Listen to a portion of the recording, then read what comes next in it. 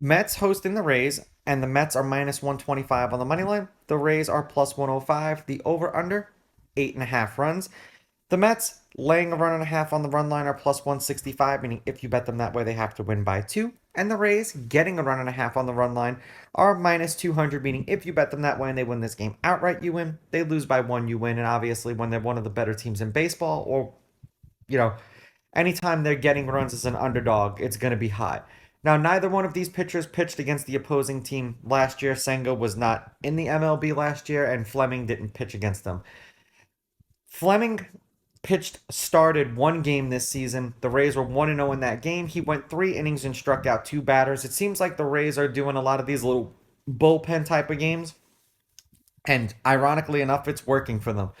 The Mets are 5-2 as a team with Senga on the mound. He's averaging 5 innings pitched and 6.1 strikeouts per game in those games. Now, head to head, the home team is 5-5.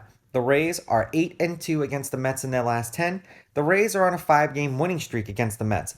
The favorite is 6-4 on the money line, and the favorite or the underdog getting or laying runs is 5-5 in their last 10. There's been two one-run games in their last 10 meetings. The over has hit in their last three. The over/under is 5-5, and the under 8.5 runs is 6-3-1. Now, essentially, both of these pitchers I want to say are the same pitcher, although Senga has had more starts. The last game that they played, the Rays won 8-5. The game before that, the Rays won 7-1. But that was back in 2021. Now, in their last handful of games overall, the Rays have won their last two. They're 5-5 in their last 10. 11 runs, 17 runs, 15 runs, 13 runs. 5 runs and a loss, 8 runs and a loss, 8 runs and a loss, 5 runs and 8 runs and a win. So the Rays have been scoring lately. They've scored 8 runs in 3 consecutive games. And for the Mets, they are 1-3 in their last four. 5 runs, 10 runs, 13 runs, 13 runs. 2 runs and a loss, 8 runs and a win, 3 runs and a loss, 5 runs and a loss.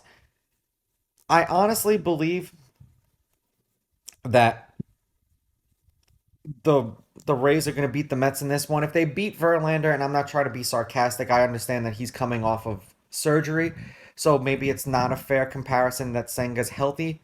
But the Rays are one of the best teams in baseball for a reason. And getting them as an underdog against a team that they've dominated seems, I'm not going to use that word, but it seems like a very good pick. So I'm going to take the Rays with the money line. I'm going to take the Rays getting the runs, and I'm going over in this game. These are just my picks. If you disagree, please go with your gut and please bet responsibly.